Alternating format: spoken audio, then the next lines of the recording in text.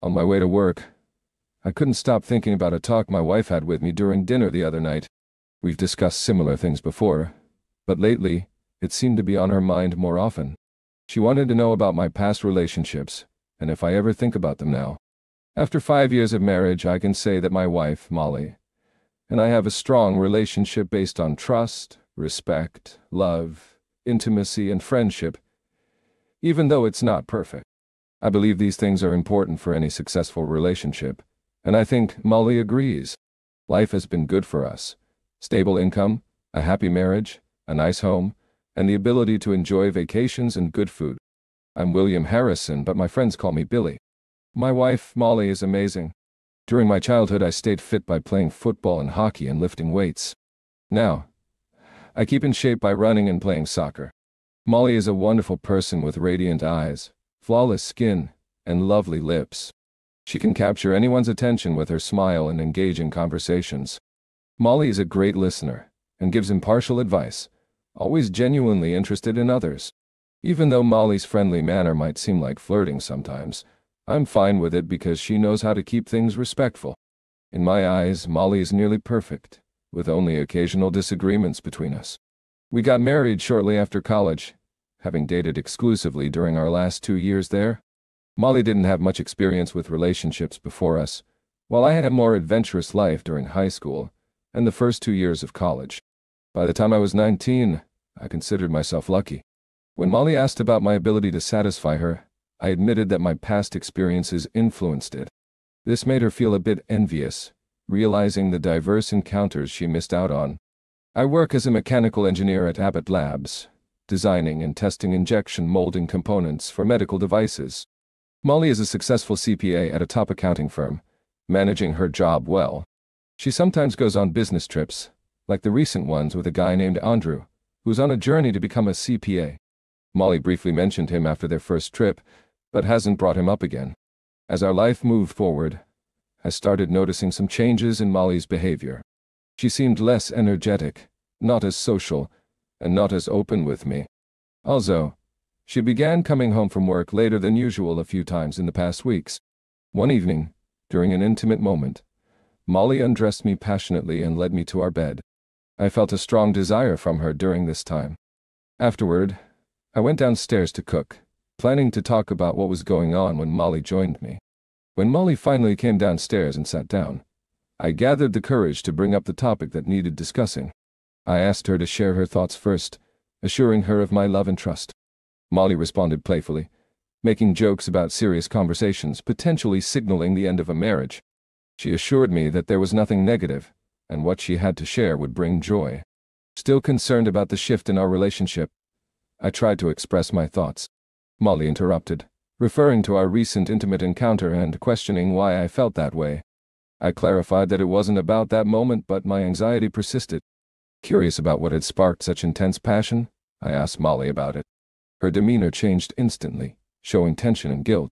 She suggested that, if I wasn't satisfied with her strong attraction, maybe I should address the issue myself. Noticing this change, I questioned Molly about it, expressing my observations of her anxiety and defensive reaction. I urged her to be honest and tell me what was really happening. Molly apologized, saying she didn't mean to react that way.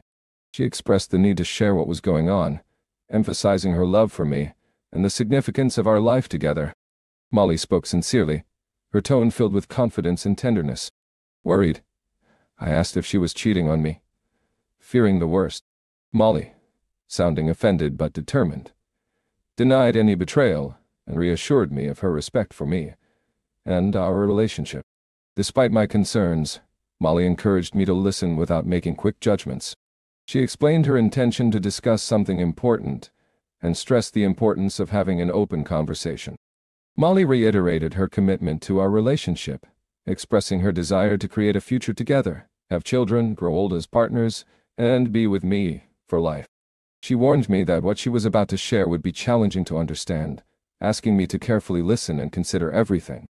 Molly explained that she had been spending time with her colleague, Andrew, during work trips.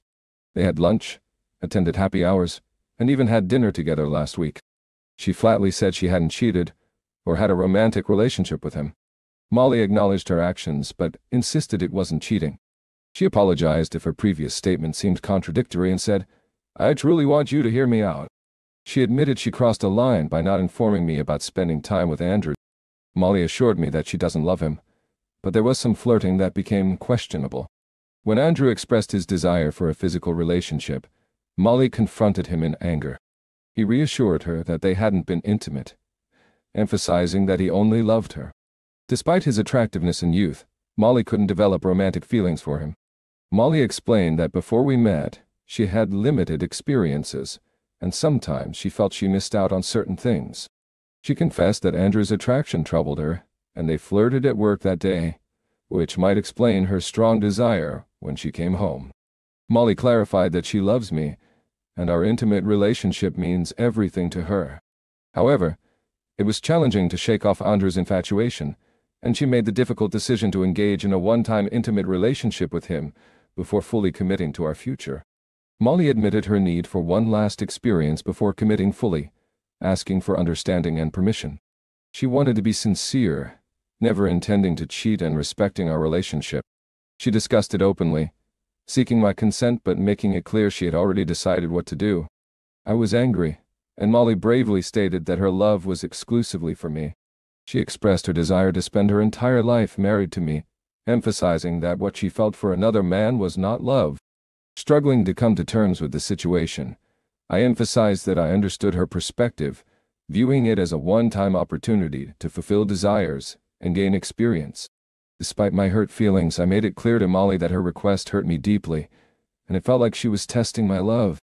I couldn't understand how agreeing to something outside our commitments would make our relationship better. As I got up from the table, my eyes showed a mix of resentment and anger, and Molly could sense the impact of her words. I hoped she would think about whether her actions could harm our marriage and the strong bonds we had. I needed Molly to realize the seriousness of her request and what it could mean for our relationship.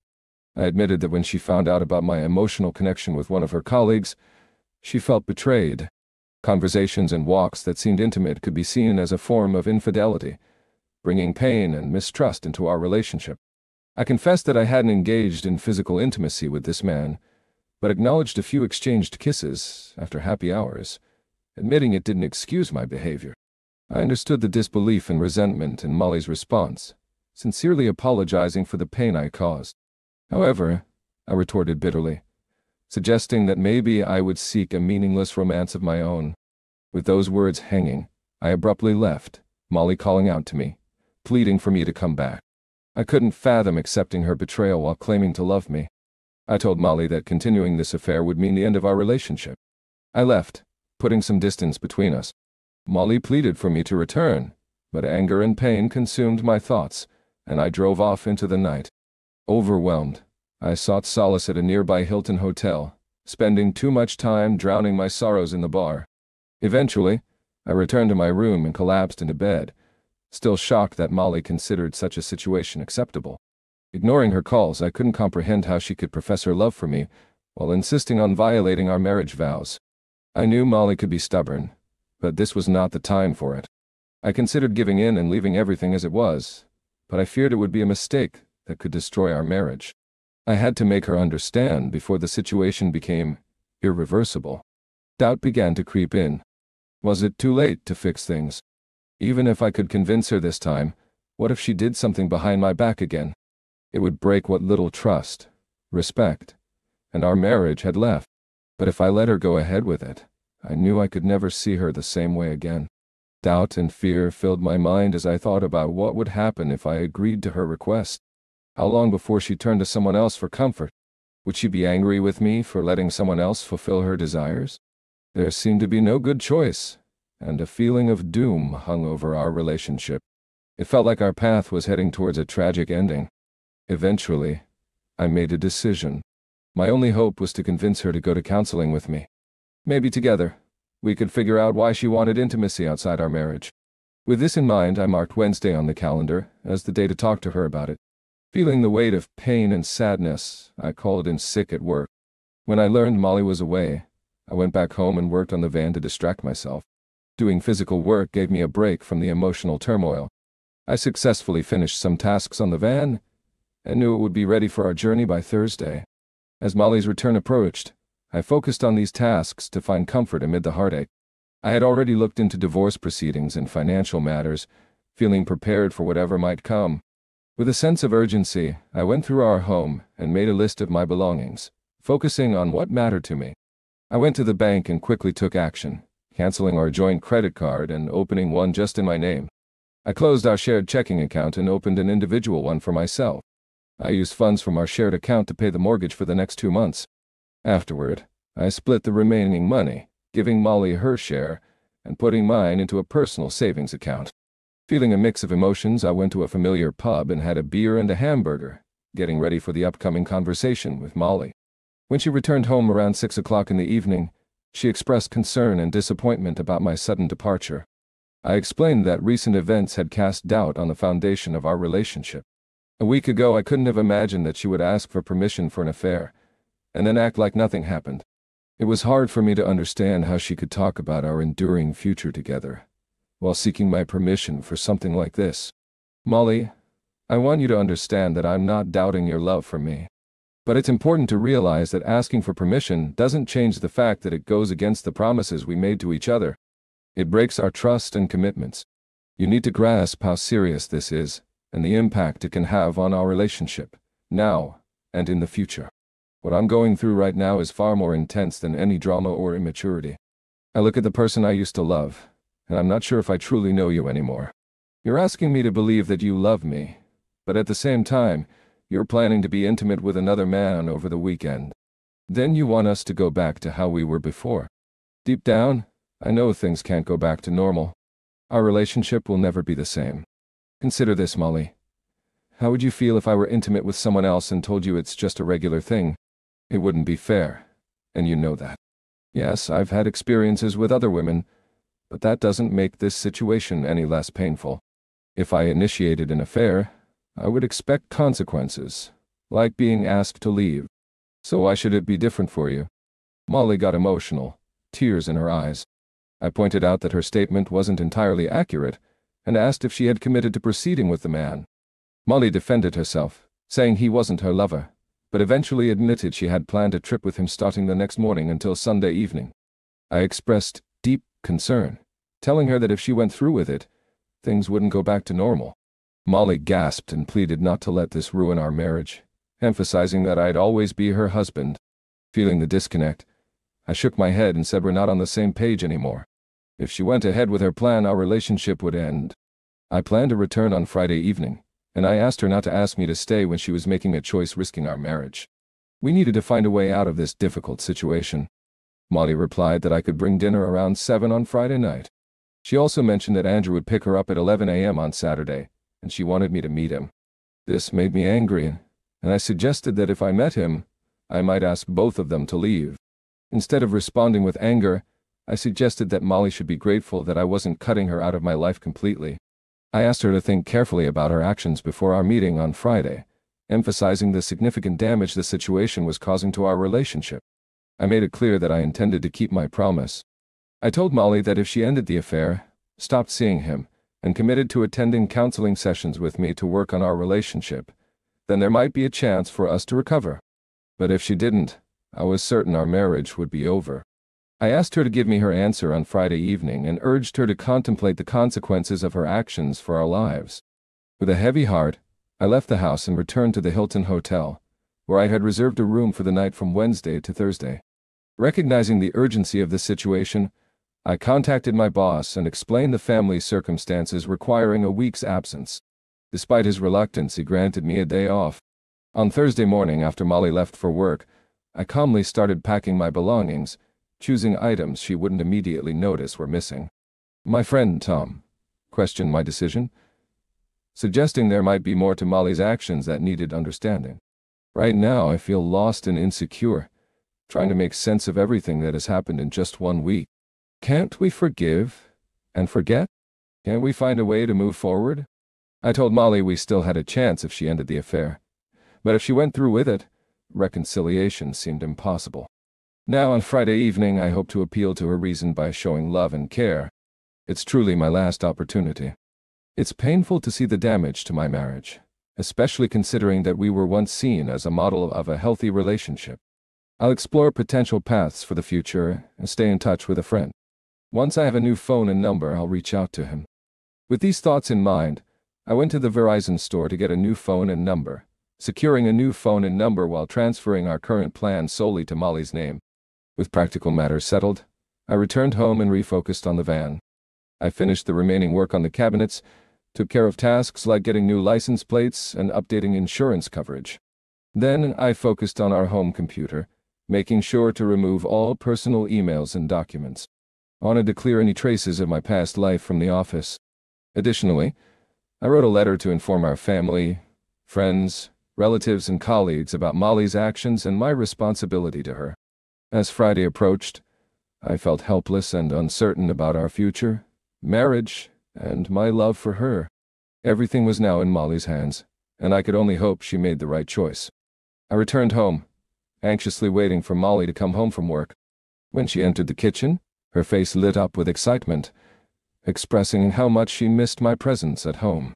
She sincerely thanked me for coming home, saying she really missed me and couldn't bear it when I wasn't with her. She asked me not to leave like that again. I acknowledged her feelings, agreeing that we loved each other, and emphasizing the importance of being together. I suggested she freshen up and take a shower while I prepared to light the grill for a lovely dinner together, cherishing what our marriage meant to us that night. Molly became visibly upset when I mentioned the uncertain future of our relationship. Growing annoyed, she asked me to stop questioning our marriage as it upset her. I sighed, proposing that we postpone the conversation for now and focus on enjoying the evening, assuring her that we could continue later. I emphasized the need to focus on the pleasant part of the evening, promising to stay with her that night without any worries. After Molly's shower, I couldn't help but express admiration and praise. She responded with a mischievous smile, indicating her desire to give me a glimpse of what our upcoming weeks would be like. Molly revealed she had purchased different outfits for us to enjoy and playfully mentioned it was time to move on to the food. Hungry but preferring dessert first, we quickly began our meal, eager for the sweet finale and looking forward to the coming weeks with excitement. Later, I gently carried Molly upstairs after our intimate encounter, and she fell asleep. The next morning, Molly woke up at 8:30 a.m., signaling it was time to get ready for the day. With Andrew scheduled to pick her up at 11 a.m., Molly's mind was filled with guilt, anxiety, and a hidden desire. Despite wondering if anything could surpass the passionate lovemaking from the previous night, Molly's determination reminded her of the commitments she had made and the necessity of following through with her decision.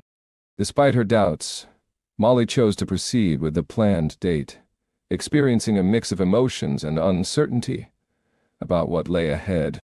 Expressing her gratitude for the incredible night, Molly conveyed her love and appreciation, saying, "This is how I envision our future. I love you deeply, and thank you for last night." When no response came, Molly focused on finishing her scrambled eggs and declined additional food. She mentioned needing to prepare for brunch with Andrew at 11 a.m. and wanted to keep her appetite for it. Planning to freshen up, take a shower, and get ready, Molly expressed her need for privacy. I nodded, allowing her to go about her morning routine without interruption. I requested a heartfelt goodbye before she left for the weekend, expressing my desire to understand the significance of our love and the events of the previous night. Molly interrupted, urging me to stop, insisting it was a one-time occurrence that wouldn't alter our love. Feeling a mix of anger and sadness, I asserted that I wouldn't leave without a proper farewell. Meeting my gaze, Molly's cheeks flushed as she confirmed our enduring connection and envisioned a future filled with growth and strength. Responding with frustration, I expressed my exasperation at her capacity to believe in such words. Molly's understanding demeanor shifted as she comprehended the weight of my remarks, and tears welled up as she hurried to the bathroom. After a quick shower and meticulous makeup application, Molly emerged with a weekend bag, aware of the limited nature of the moment. In time, witnessing her prepare to meet another man filled me with immense anger and pain. Molly asked if I was okay, expressing concern, and I struggled for words, emphasizing my desire for a special celebration of our love. A heavy silence hung in the air as Molly absorbed my words, experiencing deep emotions. She implored me not to view this as our last night together and encouraged us to look to the future, where we could overcome this challenge and emerge stronger than ever. Molly stressed the importance of addressing deeper issues in our relationship and asked me to stop insisting that everything was falling apart. Before Molly could respond, a car approached, and she inquired if she should let Andrew in, hoping his introduction would ease my concerns. I strongly rejected the idea, threatening regrettable actions if she allowed him inside. My words lingered, revealing the depth of my suffering, leaving Molly shocked. Realizing further conversation would only escalate tension, she silently picked up her bag and headed for the door. I sat there, lost in thought, recognizing that Molly was determined to go ahead with her plans, despite my efforts to prevent the affair from destroying our marriage. After 30 minutes, feeling a need for change, I began moving my important belongings into the van. I noticed Molly's wedding rings left on the dresser, and with a mix of sadness and resignation, I carefully put them in my pocket. 2 hours later, I had securely packed all my significant belongings into the van, a tangible reminder of the decision we both had to confront. Overwhelmed by anger and pain, I wandered through the house in a state of confusion. The wedding album caught my attention, filled with 40 precious photos, capturing memories of our wedding 5 years ago. Unable to contain my disappointment, I cut a deep cross through the plastic covering each photo and tossed them into the fireplace. The crackling flames devoured what had once symbolized our love. Sitting at the desk, my heart heavy with grief and determination, I began composing my final letter to Molly. Molly, this is my farewell message. I couldn't bear to see you walk away from me in our once cherished marriage. Your wedding rings left behind symbolize the abandonment of our commitments, evading the reality of your infidelity in pursuit of a free weekend. It's difficult for me to fathom how you could believe, without a shred of doubt, that having an affair and then returning to our marriage as if nothing had changed is acceptable. I genuinely can't grasp your thought process, and how breaking our sacred wedding vows could seem okay to you. Your actions have caused me immense humiliation and disrespect in our marriage. Believing that a seemingly harmless affair over the weekend wouldn't affect my feelings for you is a grave misunderstanding. In reality, it meant everything. Your actions have illuminated a significant difference between my love for you and the love you claim to feel, if it existed at all. It laid bare a vast gap between what I believed I deserved and what I mistakenly thought we shared. You've hurt me more deeply than any other experience. You took my love, ripped it out of my chest, and callously trampled on it. The initial betrayal occurred when you began flirting with your lover during dinners and happy hours. Kissing during these encounters intensified your infidelity, which you wrongly perceived as acceptable. However, the ultimate blow to our mutual love occurred when you assumed I would agree to your betrayal. How could you believe you deserved this and that? My love for you would tolerate such betrayal. I'm astounded by how your mind arrived at such an idea. Attempting to reason with you, I made it clear that our love, marriage, and friendship would never remain unaffected. Instead, you dismissed my concerns, labeling me as immature and dramatic. I implored you to halt this weekend affair before it happened, offering to consult a psychologist and make efforts to salvage our marriage. My words were ignored. Despite warning that the incredible night of love we shared would be our last if you continued, you chose to disregard me, assuming I would obediently stay by your side. I don't understand how you believed I'd agree to such betrayal. It's as if you never really knew me. I trusted you so deeply that I failed to realize you were capable of this level of destruction. While I could physically intervene, I knew it would only breed resentment and gradually dismantle our marriage. Believing this to be an isolated incident is self-deception. If this experience was unsatisfactory, how long until you seek another attraction? And if it was pleasurable, how soon until your fantasies compel you to repeat it? These questions haunt me, underscoring the crux of the issue. You might conceal future infidelities, especially considering the devastating consequences we now face, but I am certain these betrayals would persist, further eroding the fabric of our relationship. The truth is, I can't be in a relationship without trust, and your actions have utterly shattered my trust. I can't envision loving you again while tormented by thoughts of your presence beside me, or your mind wandering to other lovers. During our intimate moments, it felt like all the love, respect, trust, and friendship you professed were washed away, leaving me with empty promises. I can't muster the strength to forgive you for the pain you've caused, and I can't envision ever trusting you or maintaining a friendly relationship. But just as you callously tore love from my chest, I must cut you out of my life. There are practical matters I need to address. I've divided our property and covered the mortgage payments for the next 2 months. Enclosed is a check for your share of our joint accounts. I canceled our joint Verizon account as of Monday, so you'll need to start your own. Insurance policies and joint credit cards have been canceled as well, and I've legally removed my name from the mortgage loan, preparing a document relinquishing ownership of the house and transferring it to you. It's your choice whether to sell or continue living there, as it's no longer my home and I won't return. As you can see, I sold my car and chose a van. I may eventually pawn your wedding rings for gas money. I admit that I acted impulsively, in the midst of pain and anger. In a moment of frustration and despair, I used a box cutter to cut through our wedding album, leaving the remnants scattered in the fireplace. If you deem it appropriate, please burn them. It would symbolize the end of our marriage. I also confess to sending an email to our friends, relatives, colleagues, and acquaintances, informing them of your decision to continue an affair outside our marriage. I announce my decision to leave you, giving you a day or two to consider how you want to present your side of the story. I strongly recommend taking responsibility for your actions as you move forward with your new life. You are free to end our marriage, sell the house, move on, and shape your future. I leave these decisions in your hands because they no longer concern me. If I'm fortunate enough to find a woman who truly loves and respects me as I deserve, I'll be grateful for this opportunity in my life. Perhaps we can discuss divorce when the time is right. At the moment, my focus is elsewhere. I've decided to quit my job and cash out my 401k. My sole plan now is to sever all ties with you and avoid any future encounters. When I leave, I'll take a left turn on the road, leaving memories of you behind in the rearview mirror. Goodbye, Molly. Finally, I began sending the letter I wrote to all our friends, relatives, and acquaintances, scheduling the mailing for Monday. By then, I should have moved away from my previous life. With one last glance, I turned away and walked out the door, hurrying away from the remnants of my past. I drove along the banks of the mighty Mississippi, pondering my next moves. I decided to follow Molly's path from Minneapolis-St. Paul to the bustling city of New Orleans. Once I reach that destination, I'll have to make a crucial decision, metaphorically speaking, to the left or to the right. During the long hours on the road, thoughts about Molly and whether I was making the right choice filled my mind. However, I concluded that now isn't the time to make immediate decisions about our future. It will be weeks before I can even contemplate the possibility of friendship, let alone staying married.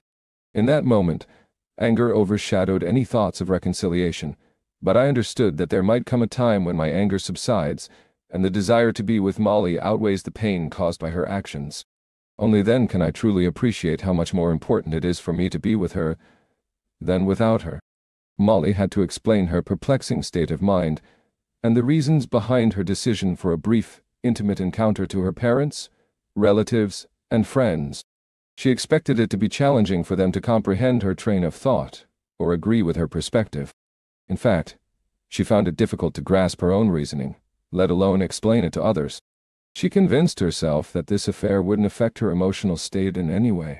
Recognizing the serious challenges ahead for both her and us as a couple, I understood that any potential path to reconciliation would require sincere efforts to overcome the difficulties. Molly had to articulate the depth of her new understanding of the devastating impact her actions had on our marriage and the love we once shared. She had to confront the harsh reality of her self-centeredness and foolishness in underestimating the importance of loyalty, not just for me, but also for her own sense of integrity. Now, comprehending the consequences, Molly reached out to my best friend Tom Wickley, desperately seeking information about my whereabouts. She implored him to convey her heartfelt apologies, expressing her love and remorse. Molly wants me to tell you that she loves you very much, recognizes her mistakes, and is willing to do everything to make things right if you give her a chance, Tom conveyed on her behalf. She promises not to seek a divorce and to remain faithful to our marriage vows, refraining from romantic relationships as long as we're married. Week after week, Molly anxiously waited for a response or a phone call, hoping for reconciliation. But there were no contacts as she clung to the hope of my return. About a month later, an unexpected incident occurred. Andrew opened the door and encountered an assailant wearing a mask and wielding a police baton. The attacker quickly struck Andrew twice, followed by painful blows to the groin. Before leaving, the attacker emphasized the importance of not getting involved with married women. After the attack, Andrew experienced excruciating pain, a reminder of the consequences when crossing boundaries. Of course, you know who the attacker was. I monitored Molly's life, wanting her to suffer as I did, perhaps even more. Despite Molly's claim that she would wait for me and not engage in romantic relationships, she brought another man to our house 2 months after my departure. It was hardly a friendly meeting. Soon after, she sold the house and moved to a modest apartment. Dreaming of breast augmentation, she opted for plastic surgery with the money from the house sale. Unfortunately, a blood clot formed a week later, leading to her sudden passing. Upon hearing this tragic news, I didn't shed a tear. Had I lost the capacity to feel love, anger, or regret for this woman?